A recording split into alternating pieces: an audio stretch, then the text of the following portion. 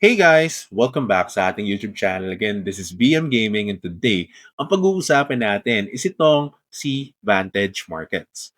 Anyway guys, if you're new to the channel, don't forget to hit the subscribe button and the notification bell para lagi kayong updated sa mga panibago nating uploads regarding kay Vantage Markets.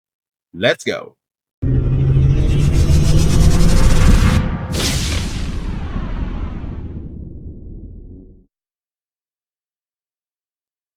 So, welcome back mga tol, no? So today, pag-usapan natin ngayon kung ano nga bang meron dito kay Vantage Markets.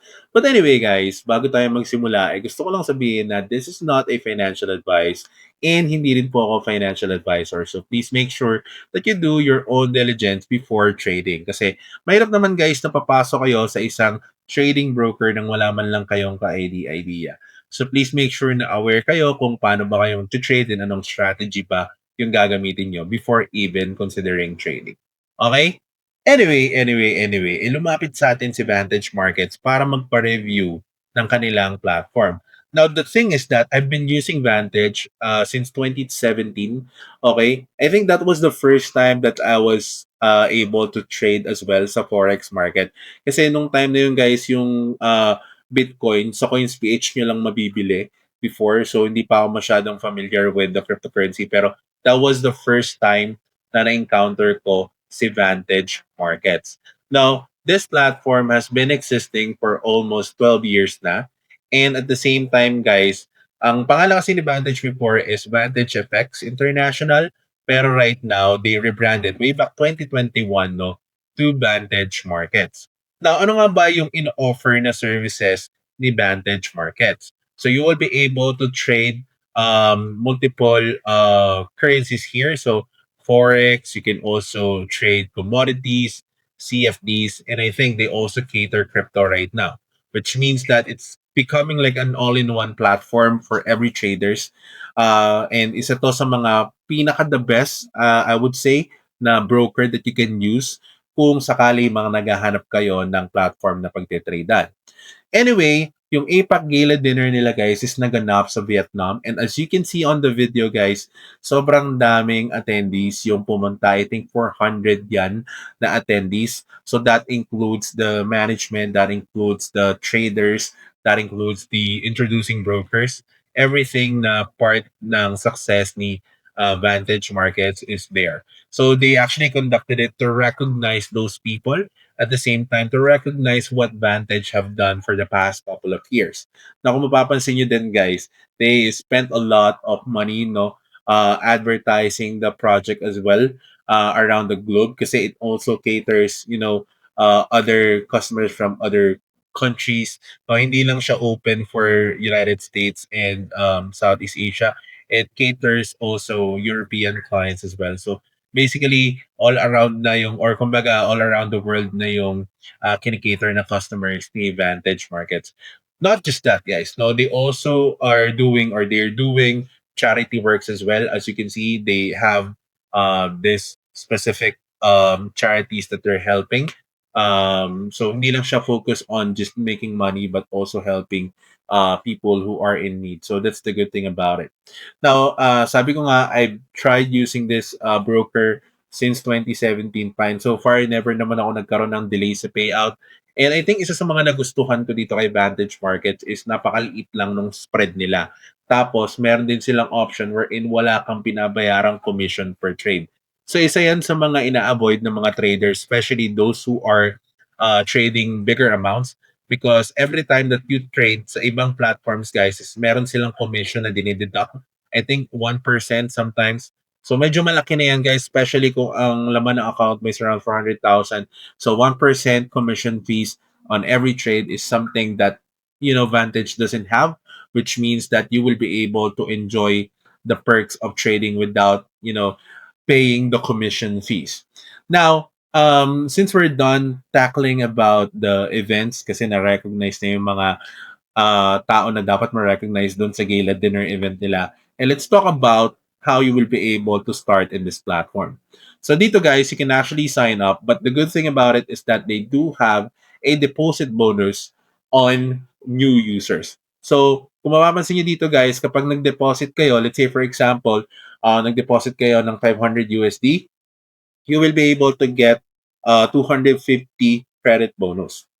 Again guys, this is a credit bonus that you can use para makapag-trade kayo ng mas malaking lot size, okay, compare dun sa usual na makukuha nyo. And this will actually explain you dito sa taas, no? So yung credit bonus, additional margin yan for you to be able to put a bigger lot size. So kumbaga, yung trading power mo, pwede mo siyang taasan, okay, kasi because of the bonus or the credit bonus that you get. So hindi siya technically like bonus na pera. Okay, kumbaga trading allowance lang siya. And you can still cash out the 500 USD. Okay? Pero hindi mo maka-cash out yung additional 50% kasi pang trade lang talaga siya. So na-design siya in order for you to be able to have more trading power. Okay? So ayan, kung mapapansin nyo dito, kunwari ang capital nyo lang is 300 USD, alright, you can actually buy worth 1.5 lots of that specific position. So 1.5 lots, it means yung size nyo, yung position size. So if you wanted to have a bigger position size, then you must be able to maximize it with the credit bonus that you're getting. So dito, sabi nila is up to 70%. Okay? Pero kapag below ka sa 1,000, I think you will only get 50%. Okay? Mag-a-apply lang yung 70% guys sa pataas na capital. So I think mga 5,000 and up. So mapapansin niyo dito, 5,000 and up siya. Meron siyang credit bonus na 70% additional. Okay? Ganun siya kasimple, guys. Na may terms and condition din yan. So, meron din naman for existing users, but it really depends. Again, it really depends on how many times you have availed the credit bonus. Kasi ako guys, nakakuha ko ng 100% credit bonus way back 2024 ata yun. So, nag-trade din ako noong 2024 guys. So, yun. Right now, they do have this promotion, so you might want to maximize it as well.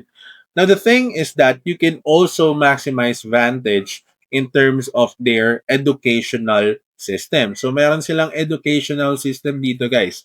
If you actually hover your mouse under the academy, it gives you free courses and ebooks that you can actually use to enhance your trading skills. Okay, meron ding mga nagla-live stream guys dito. So, it's becoming more of a social platform for all that would actually help you out develop your trading analysis. Okay? They also have the market analysis, which would give you an insight of what's happening in the market. Okay? They also have trading signal. Ayan, kung mapapansin nyo, kumpleto na eh. May trading signal namin, news and analysis pa. May economic calendar pa kayo for Forex. Okay, so yung mga forecast, dyan yung makikita.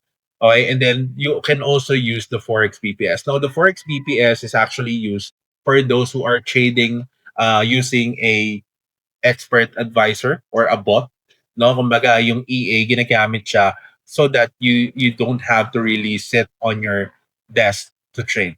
No, pero syempre risky pa din 'yan, guys. Now, they also have a partner program as well. If you want to become an IB, you can definitely apply as an IB here. Ako, I was an IB with Vantage way back 2019 ata yung time na nag-apply ako.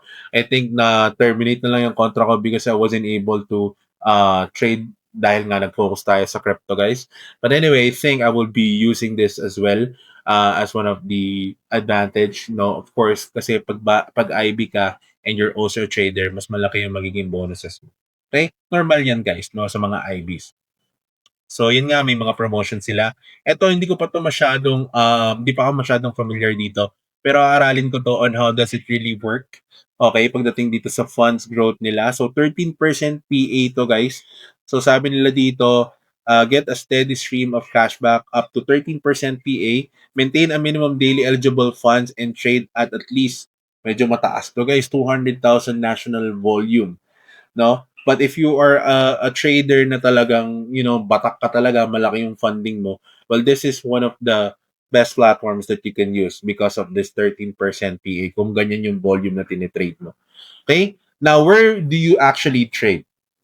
Once you sign up your account here, makikita nyo naman dito na you can open a live account. Okay? So, mapapansin nyo dito that you have to either put in your phone number or your email address. So, verify nyo muna yung account nyo. Once you're done, you can enjoy the exclusive benefits of it. So Isa din sa mga trading platforms that you can use here is the Vantage app. I think Vantage app is more of like an eco-friendly platform than using the MetaTrader 4 and 5. Medyo mako-confuse kasi kayo dito sa MetaTrader 4 and 5. Vantage app is one of the easiest tool that I've used as well when I was trading using Vantage. Okay? Aside from that, they also have the trading view. Yung trading view naman, free lang naman to guys. Magagamit nyo to basta nasa browser kayo, either phone or PC or laptop, you can use the trading view. And then they also have the copy trading. Now, the copy trading, it gives you the ability to actually copy the traders na nasa loob ng Vantage. So, mapapansin nyo dito, ito yung mga tao na kumikita dyan. Okay, so nakikita nyo rin naman yung risk na nilalagay nila sa trade. So makikita nyo dito kung risky ba yung trader na to or kung low risk trader siya. So nakalagay dyan kung ilan yung risk band niya. So kung mapapansin nyo, you are going to always base it guys sa risk band. Huwag kayong mag-base sa return. Okay, kasi yung return na yan, it could blind you. Kasi may mga times na sobrang taas mag-risk ng trader na yon. Tapos pag na-wipe out siya, matik yan. Wipe out din kayo dun sa trade na yan. So kung sasakali mang mag-copy trading kayo, well, please make sure to pick the lowest risk with the highest return. I think that's how I will evaluate it. But anyway, I will discuss it on the next video, guys, kasi we're going to be focusing more on trading and mag-provide na rin tayo ng signals. I also developed a strategy that I would use when trading forex and also crypto. But anyway, guys, I hope meron kayong natutunan dito sa video na to. Tatawid na tayo guys sa trading side, no? Kasi before we're just, doing DeFi and also cryptocurrency investments. Pero ngayon, we're going to also do forex as well. Magte-trade na tayo guys, no? So abangan nyo yung journey natin sa trading and hopefully makatulong din to sa inyo, especially if you're a beginner dito sa forex and also crypto market. So yun lang naman. Maraming salamat ulit sa panonood. And alam niyo na, this is BM and peace out.